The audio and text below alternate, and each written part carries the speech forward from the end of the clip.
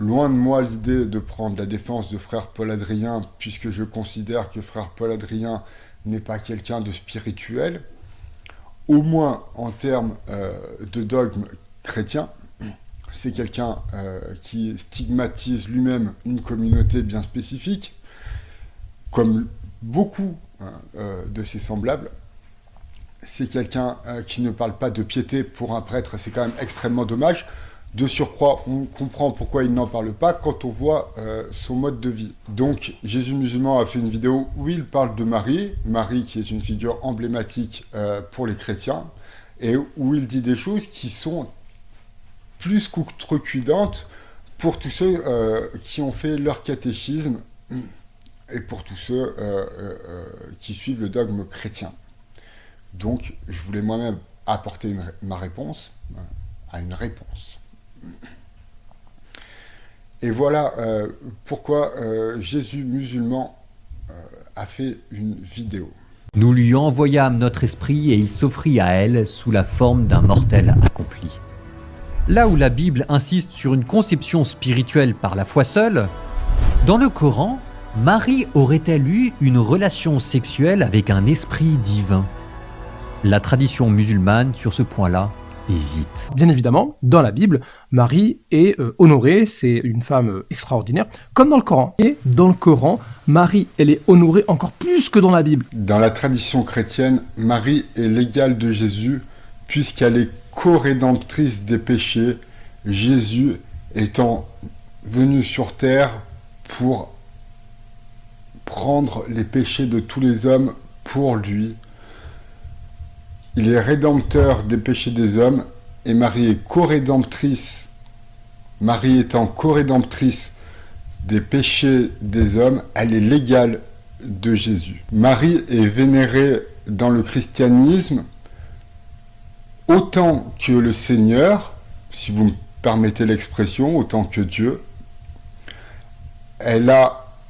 On récite une prière à son encontre qui s'appelle l'Ave Maria et qui est l'équivalent du Notre Père pour les chrétiens. Alors Jésus musulman a tout à fait raison quand il dit que dans la Bible, Jésus dit femme à Marie. Les invités n'ont plus de vin. Réponse de Jésus selon les évangiles. Jésus lui répondit « Femme, qu'y a-t-il entre moi et toi? Mon heure n'est pas encore venue. » Donc Jésus répond à sa mère en lui disant « Femme, qu'y a-t-il entre moi et toi ?» C'est vrai, on nous l'enseigne au catéchisme. Et on nous explique malgré notre jeune âge que ce sont les mœurs de l'époque a priori. Bref, on nous fait comprendre que ce n'est pas bien. Après, quand Jésus musulman nous dit qu'il n'est marqué nulle part dans le Coran qu'il n'y a pas eu de rapport sexuel entre Marie et l'ange Gabriel, je n'y crois pas du tout. Quand je dis je n'y crois pas du tout, je veux dire je ne suis pas du tout convaincu par son argumentation puisqu'il n'y en a pas. Il nous montre des textes à l'écran sans même les lire. Et il faut considérer donc que ce sont les seuls textes qui pourraient parler de ce sujet. Peu m'importe que dans le Coran ou non, il y ait eu des rapports sexuels entre l'ange Gabriel et Marie, ce n'est pas très important. Qu'on accorde une importance ou non au texte religieux ne change rien à l'affaire.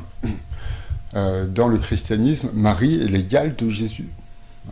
Et donc l'égale de Dieu. Je dis ça s'il y a des gens dont la religion, pour qui la religion est importante, dont la religion occupe une place même subalterne, subsidiaire au sein de leur conscience, pour qu'ils le sachent, Marie est absolument l'égale de Dieu chez les chrétiens. Et c'est en aucun cas, elle ne peut être une personne de second ordre ou au-delà, une personne que l'on pourrait critiquer. Après, la critique des personnages mystiques et religieux, on pourrait aller très très loin, hein. C'est de la littérature, hein. Mais pour ceux qui considèrent que le mysticisme des religions est quelque chose qui ne peut se passer de la perfection, alors, et puisque cela a été comme ça depuis la nuit des temps, continuons ainsi, et voilà pour dire que si Marie dans le Coran n'est pas une personne pour qui l'on prie, eh bien c'est bien dommage.